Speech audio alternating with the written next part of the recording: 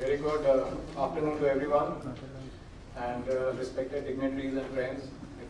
I thank Nabard for giving me the opportunity to speak to all of you today at this important gathering. At the onset, I must say that we should congratulate the Prime Minister on his vision to double farmer incomes. Most economists have expressed apprehensions on the idea of doubling farm incomes in 6 years. As a farmers organization, as an independent farmers organization, I think it is very much possible to double farm incomes because they are already so low. I mean, the baseline is so low that it should not be a problem. When Niti Aayog started consultations on a 15-year vision document, they called us to give our opinion. And for a future strategy which works with this idea of doubling farm incomes, we said that 3 or 4 things which, irrespective of what happens, is required. Majority of farm holdings will remain small. Every farmer household will be sustained by at least one member of the family working off the farm. Second was that 60% of India will remain dependent on rainfall irrespective of what investments the government does.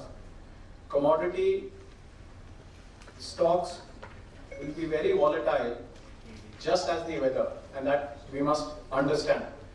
Population will stabilize in 20 years, and economic prosperity will change food habits and drive production choices for farmers, not government policy. That is very important.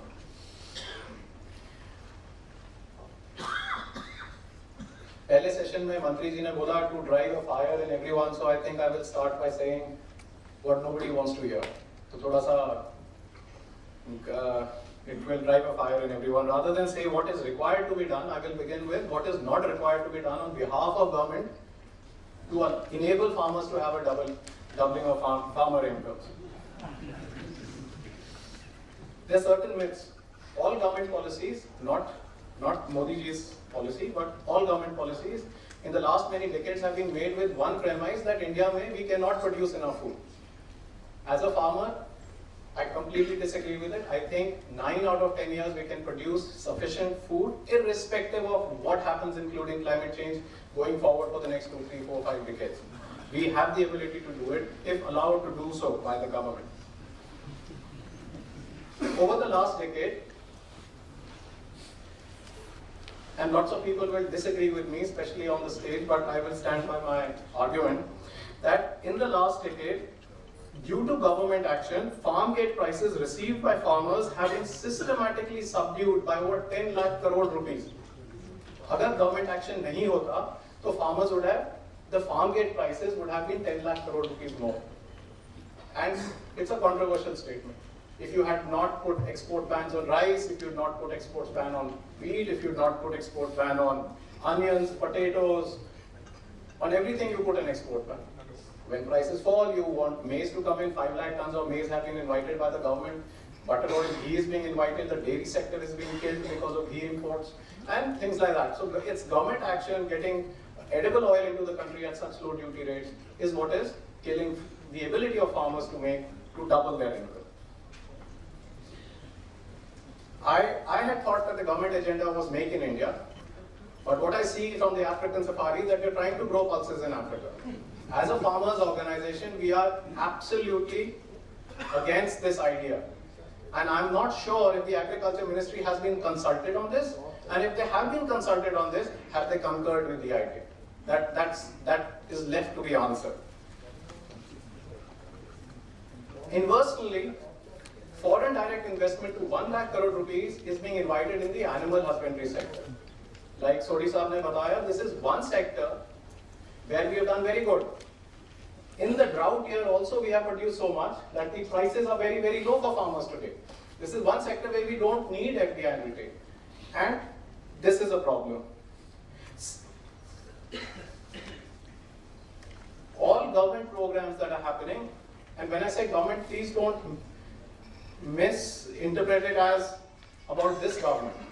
As a farmers organization, when I say government, I mean governments in the past 10, 15 years. I'm not focusing on one government because policy is not changing. They remind me of Ramesh Chandji. Alexander the Great was a great emperor of the world, and once he went to this philosopher Dionysius, and he was a great philosopher. He went and stood in front of him and he said, "What can I do for you?" So diagnosis says just stand out of the sunlight, let the sunlight come on to. So as a farmers organization, we are telling the government, please stand out of our way. And we had the ability to double our income. Give us space to grow, let us also prosper in the sunlight. And sir, coming to Nabard, this is very important. I think that cooperative banks are being systematically killed by political interference and by government being supportive of public sector banks vis-a-vis cooperative banks.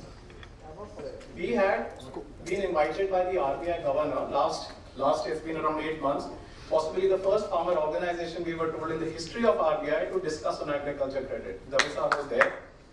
We tried to take a public sector banker, rural banker, agriculture development officer, because I had already told Raghuram Rajanji that I will not get any senior officers. They all have the same ideas. Let's get somebody from the ground level.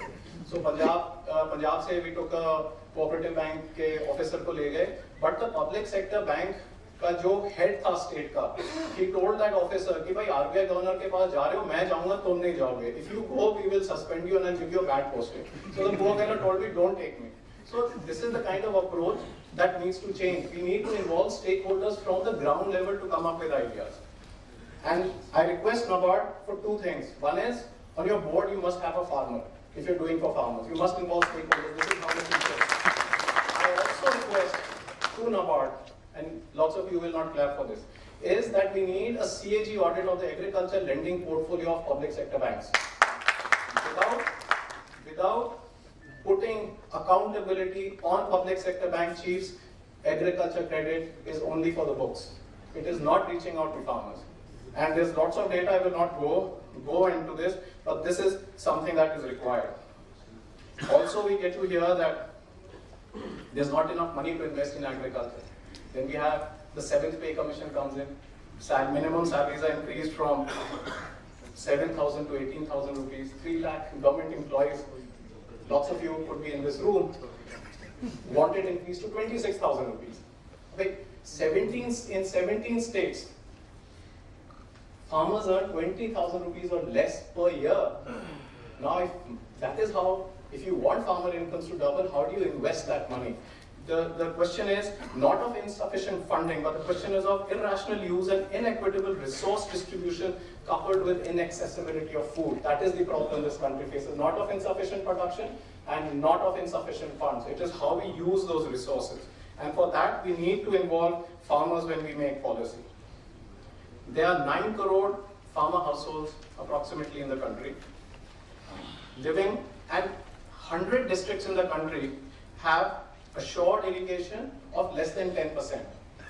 Around 100 districts in the country have 80%, I believe, of India's poverty. I might be wrong by 10 or 20 districts. Now, this is where we need to focus our policies if we need to double farm incomes.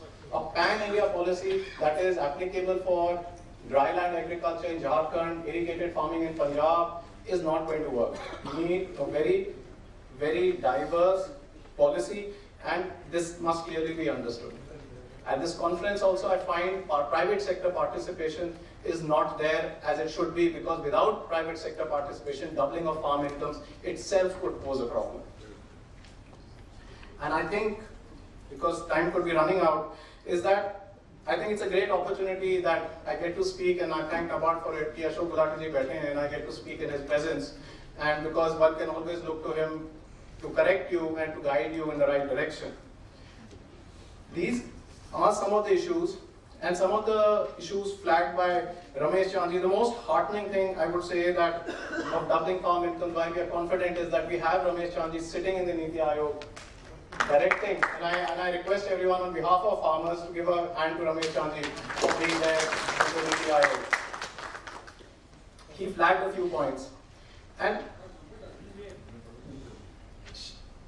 doubling farm incomes will require a few. There are lots of things. I mean, there might not be enough time. I can delay you for lunch, and you'll be even more fire in your belly. But I will not do that. And I will just simply say that take a few examples of how a little policy tweak will make a difference. Farm machinery, for example.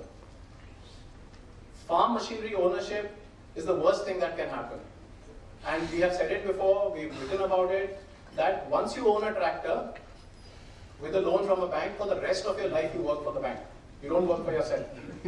Because if you have 2 acres or 1 acre of land, as we have been told, you buy a tractor, just the interest component is more than your income. Forget servicing the tractor or forget repaying the loan. So we have said, I said this first 5 years ago in a seminar of tractor manufacturers. They never called me for a seminar again. But I really think that it is important that farmers have access to machinery, but they don't have to own it. And for that, custom hiring is important. It is happening in cooperative societies in my village and villages across India in a very informal way. It is possible maybe to institutionalize it. And with better farm machinery, sir, I understand that we can actually increase productivity without increasing inputs by 25%. Easily. For example, if I have a pneumatic seed drill, which I'm now hiring from someone in my farm to do maize sowing today, I've come just for this program, I can actually increase productivity by 25%. My water use remains same, my seed use in fact reduces, my fertilizer use remains same. So there are ways to increase productivity without increasing input cost. But how will Nabard or how will the banking sector incentivize joint ownership of machinery? That is a question that the system needs to answer. It's already been said that we need to increase milk yield, but we need to decrease the number of animals. And there are many things. Without reducing the number of population directly dependent on agriculture to 33% of India's population, I think so that should be the target as a vision document, and even for doubling farm income, that we need to get people directly dependent on agriculture down to 33%. For farmer incomes to double, it is very important that industry and service sector does well, so there is a place for farmers to go and work. It also happens that in the last few years there were many conferences where people said that youth ko agriculture se retain karo, youth ko retain in agriculture. Wherever I said which are saying retain youth in agriculture, why don't you send your children to agriculture? You don't want to be in agriculture. And in agri family, what happens is, let's say there are 2 brothers. So the more enterprising brother will go open a shop, he'll go work as a contractor, he will work as a bus driver, he will go something, he will leave the farm and he will do something. It is the less enterprising, the stupid brother like me, myself, who's on the farm farming, because the more enterprising one is doing something else. So what is happening is, with this migration that was told here, is that the best of the farm youth, which is enterprising, is leaving farming, and it's the other part which is being left on the farm, and it's a very, very dangerous trend. So I think so, if the service sector and the industry sector does not well, it will be difficult for farmers to prosper on the farm. So it's a very, very interconnected world. So there are lots of suggestions. You need ethical, transparent regulatory mechanism for farm policies. You need even more strict regulation for spurious pesticide use. We need to start reducing use of fertilizers.